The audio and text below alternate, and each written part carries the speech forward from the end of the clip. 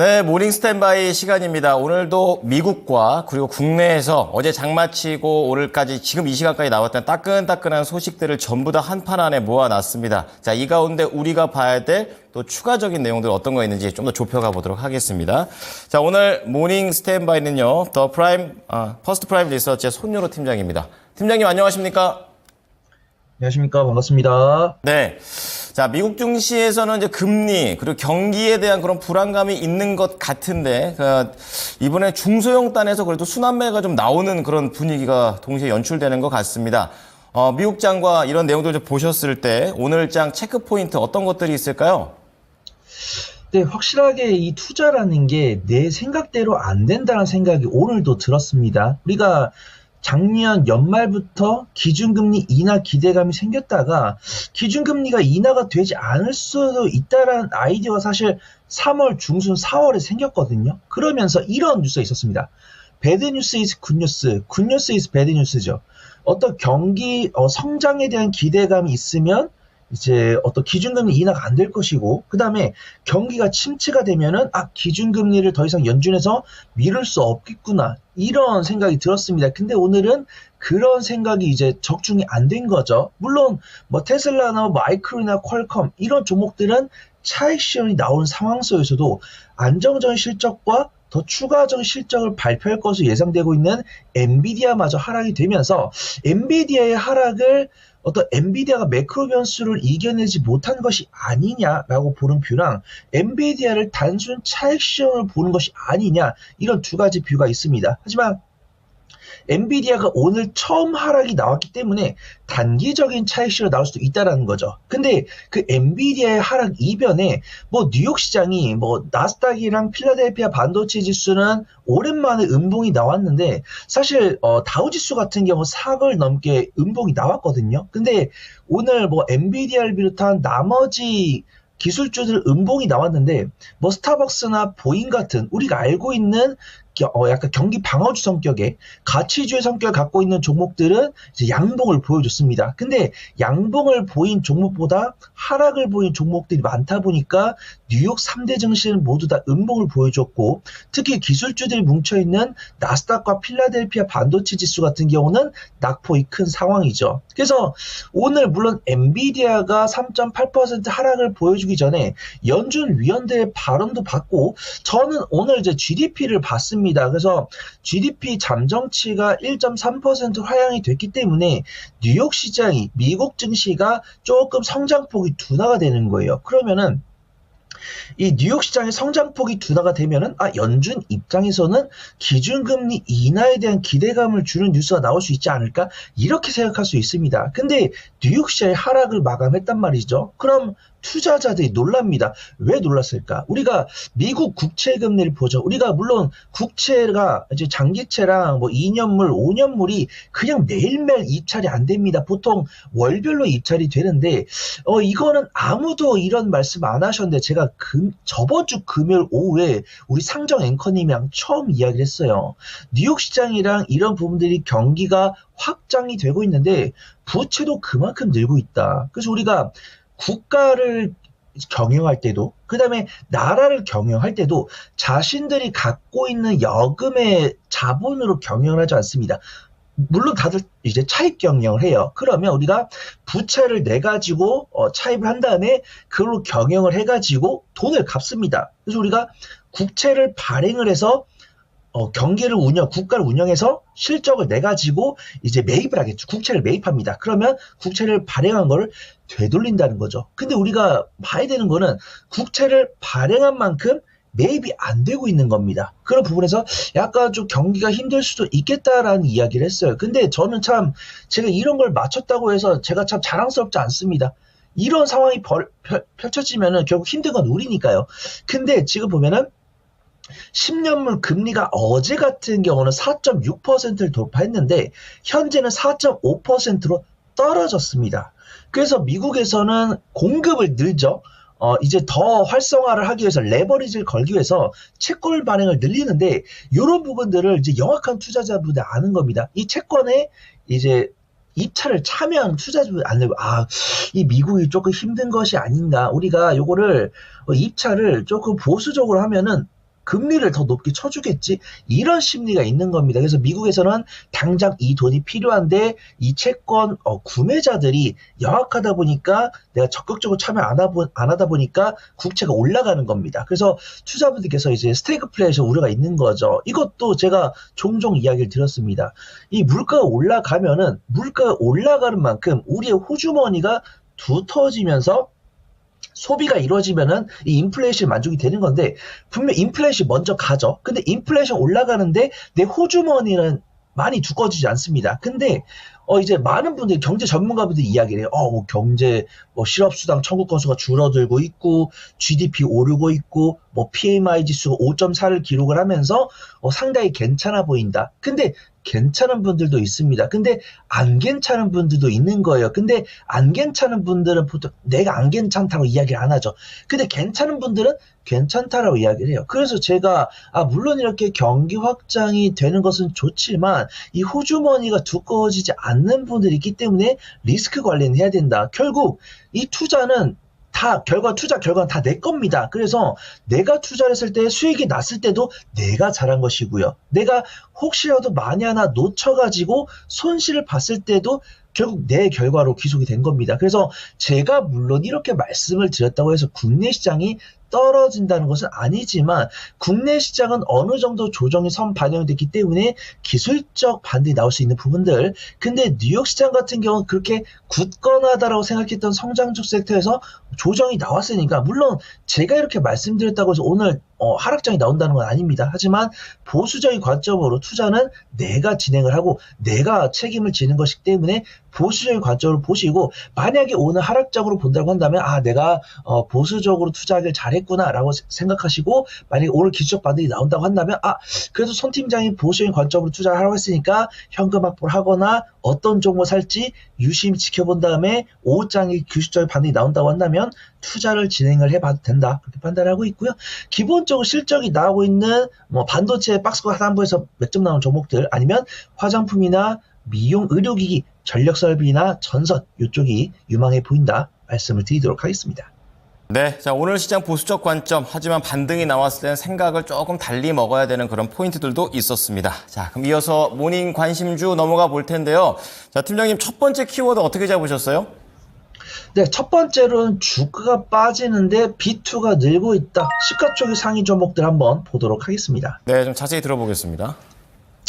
네, 참 이것도 우리 시청자분들께 위로가 안 될 거다라고 판단합니다. 근데 좀 투자 경력이 한 1년에서 3년 넘어가신 분들은 보통 반등 시그널을 아시거든요. 우리가 힘들다. 물론 하이리스크 하이리턴이 정말 좋은 말이지만 굳이 내가 수익을 보겠다고 하이리스크 하이리턴을 견뎌야 되나? 저는 이런 마인드는 아닙니다. 하지만 우리가 호황기가 있고 불황기가 있을 때 시장의 반등 시그널로 삼는 것이 이 B2가 증가했다는 내용, 이 B2가 사상 최고에 달했다는 내용, 반대 매매가 발생했다는 내용, 반대 매매로 신용 투자자분들이 정말 걷잡을 수 없이 피해를 입었다는 내용, 이 네 가지를 꼽습니다. 그러면 지금 그 첫 번째 징조가 나온 거죠. 지금 신용 융자액이 8개월 만에 최대를 기록을 했고 대부분의 자금이 반도체, 2차 전지, AI 쪽으로 들어갔다는 부분도 있습니다. 그 다음에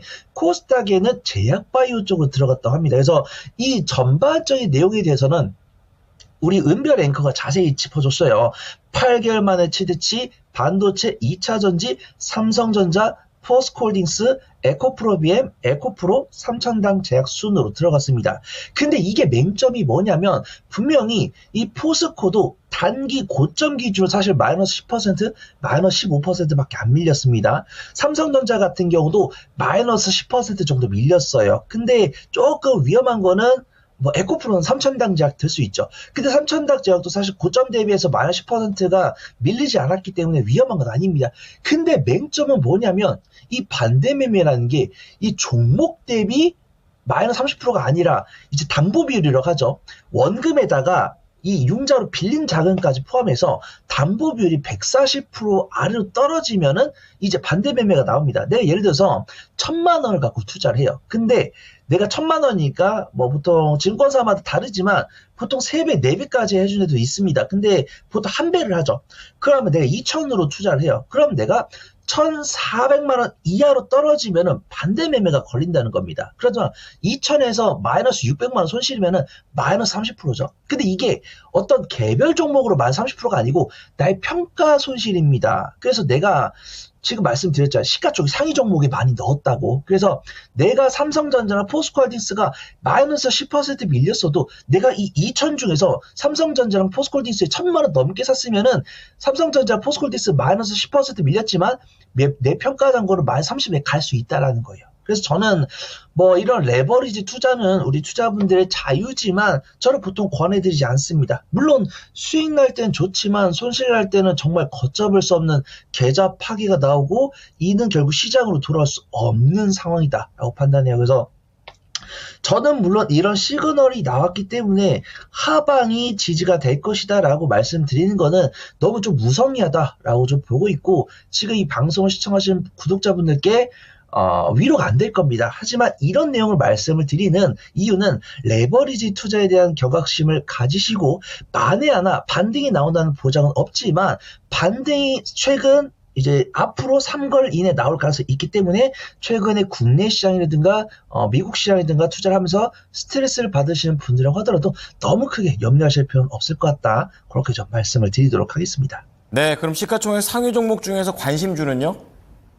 저는 포스코홀딩스랑 삼성전자 보도록 하겠습니다. 일단은 지금 제가 이 관심 종목을 말씀드린다고 해서 오늘 당장 반등이 나온다는 얘기는 아니에요. 하지만 삼성전자 같은 경우도 퀄테스트 같은 경우 탈락했다는 뉴스가 나오고 있지만 결국 이거는 단기적인 뉴스이고 우리가 경영권 쇄신이나 엔비디아와의 지속적인 컨택을 통해서 이겨나가겠다 이런 이야기를 했고요. 엔비디아 입장에서도 이런 HBM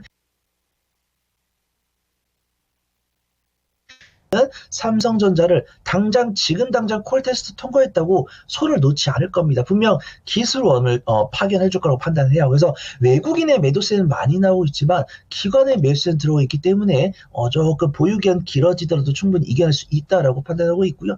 2차 전지 관련해서는 어제 오후장에 이제 오전 11시에 강하게 말씀을 드렸는데 포스코홀딩스나 에코프로비엠이나 에코프로 이런 종목들이 외국인과 기관의 매수세가 들어왔습니다. 물론 저가 매수세보다는 개인 투자분들 손절매를 받아내는 모습이죠. 그래서 2분기 실적 발표가 중요할 것 같습니다. 제가 2차 전지를 지금 당장 사가지고 내일 모레 수익 보자 이런 말씀 좀 드리기는 어려울 것 같고요. 외국인과 기관의 저가 매수 들어오니까 2분기 실적 발표하고 대응 전략을 바꿔도 늦지 않는다. 그렇게 좀 말씀을 드리도록 하겠습니다.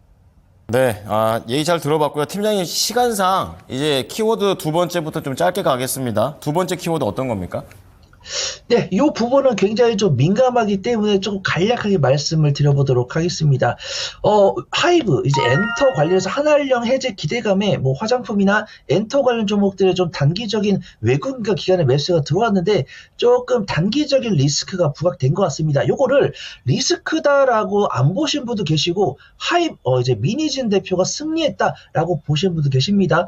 앵커님께서 이제 은별 앵커 이야기를 했는데 법원이 이제 가처분 신청이 받아들여졌죠. 그래서 기각이 된 겁니다. 그래서 임시 주주총회가 오늘 열리는데 이 임시 주주총회 이전에 이 민혜진 대표 이사를 해임할 가능성이 적어졌습니다. 그래서 한간에는 그래도 이 선거 이제 판결문을 보면은 지금 내용이 좀 촉박하니까 본안에 가서 자세히 냅두자 이렇게 보는 뷰도 있고 민희진 대표가 이겼다라는 뷰도 있어요. 근데 최근에 일주일 수급동에 보면은 외국인과 기관의 매수세가 들어왔는데 어제 시간에서 마이너스 3% 밀렸단 말이죠. 그러면 외국인과 기관은 이제 민희진 대표보다는 하이브의 편이었다 이렇게 볼 수가 있습니다. 하지만 이 본안까지는 좀 시간이 많이 걸려요. 그래서 이 민희진 대표가 일단은 어도 대표로 있으면서 하이브와의 지속적인 마찰이 있기 때문에 엔터주를 공략하는 데 있어서 조금 단기적인 변동성이 있을 수 있으니까 엔터주 공략을 원하시는 분들 그 부분을 조금 체크를 해보시는 게 좋을 것 같다. 그렇게 좀 말씀을 드리도록 하겠습니다. 네, 엔터주가 최근 흐름이 좋습니다. 어떤 종목들 보십니까? 네, 우선은 좀 중장기적으로 보시는 분들로 한다면 하이브 좀 보시면 좋을 것 같습니다. 이게 좀 그래요. 이게 위로가 안 됩니다. 이 오늘 단기적 약세가 예상이 되는데 증권사 리포트가 많이 나와요. 이 하이브의 적정 주가가 18만 원, 19만 원이기 때문에 오늘 약세가 나온다고 했을 때는 오히려 그 적정 매수가에 갈 수 있습니다. 하지만 이 밸류 체인을 토대로 했을 때는 최종 목표가는 22만 원, 23만 원이기 때문에 단기간에 이 3거래일 안에 18만 원, 19만 원을 매수한 다음에 한 2주나 한 달 정도 보유한다고 했을 때는 22만 원, 23만 원에서 좀 수익 청산할 수 있는 그런 기이한 상황이 좀 나올 수 있다고 판단되고 있고요. 저는 좀 단기적인 수익을 원합니다, 손 팀장님 라고 하신다면 저는 SM을 보시면 좋을 것 같아요. 일단 블록들 리츠는 충분히 선반영이 됐고요. SM 하면 당연히 누굽니까? 에스파죠. 에스파가 얼마 전에 정규 앨범 냈습니다. 그래서 이 정규 앨범에 대한 반응들이 굉장히 좋아요. 국내 앨범은 당연히 올킬 했고요. 미국 빌보드 차트도 진입했다는 뉴스가 나오면서 이 엔터 사사 중에서 가장 큰 실적 퍼포먼스는 SM이 보일 수 있다라고 판단되고 있고요. 기관 순매수 들어있고 21선과 61선이 곧 닿을 예정입니다. 그래서 저는 단기적인 관점으로는 SM, 중장기적인 관점으로는 하이브 지켜보고 있다. 그렇게 좀 말씀을 드리도록 하겠습니다. 네, 자 그럼 마지막은 이 내용들과 상관없이 팀장님께서 잘 보고 계시는 관심주가 되겠습니다. 어떤 종목입니까? 네, 저는 인터플렉스 보고 있습니다. 지금 화두가 되고 있는 부분에 애플의 WWDC고요. 애플 아이패드에 대한 관심이 있습니다. 그래서 내달 10일에 애플이 WWDC 개발자 회의를 개최하는데 AI 기능에 대한 공개가 촉각이 되고 있습니다. 하지만 안타깝게도 이 테슬라 관련해서도 AI 소프트웨어 관련 종목들이 좀 강세를 보여주면 좋을 것 같은데 좀 하드웨어 쪽으로 관심이 가고 있는 것 같습니다. 그 중에서도 PCB 기판 쪽으로 관심이 가고 있죠. 그래서 우리가 물론 하이엔드 애플, 그 다음에 아이패드가 팔리면 좋겠지만 최근에 중국에서도 아이폰 판매가 52% 증가하면서 애플에 대한 실적 개선 기대감이 생기고 있습니다. 그 다음에 이 AI 늦둥이라고 평가되던 애플이 이런 갖가지 뉴스를 통해서 AI 선도 기업들 빠르게 쫓아가는, 주가가 쫓아가는 모습들을 보여주고 있어요. 그러면서 국내에서도 애플과 관련된 종목들이 뭐 LG전자나 LG이노텍 이런 종목들이 강세를 보이고 있습니다. 물론 이 애플 아이패드에 들어가는 패널을 판매돼 있어. 물론 LG 디스플레이가 많은 물량을 확보를 하고 있지만 이 판매량이 증가했을 때는 LG 디스플레이뿐만 아니라 삼성 디스플레이까지도 이 낙수 효과를 얻을 수 있다는 부분이 있어요. 그래서 인터플렉스 같은 경우는 갤럭시 S24 판매 호조에 따라서 하반기 실적 개선의 전망이 된다고 보고 있는데 가장 매매를 조금 단기적으로 잘하시는 분들 BH 권해드려요. 하지만 손절을 못하거나 이 애플 아이폰이 판매가 되면서 LG 디스플레이뿐만 아니라 삼성 디스플레이까지도 낙수 효과를 얻을 수 있겠다. 이런 생각이 드신 분들은 인터플렉스를 유심히 지켜보시면 좋을 것 같습니다. 거래 대금 살짝 느는 모습이고요. 21선 위에서 안착하면서 순항하는 모습. 어제 외국인과 기관의 쌍끌이 순매수가 들었기 때문에 충분히 인터플렉스 오늘 낙수 효과를 얻을 수 있지 않을까 판단해 보도록 하겠습니다. 네, 자 오늘도 세 가지를 묶어주셨는데요. 하나씩 좀 정리해드리겠습니다. 첫 번째는 시가총액 상위주 종목에서 봐야 될 부분들이 되겠습니다. 단기 아니고요.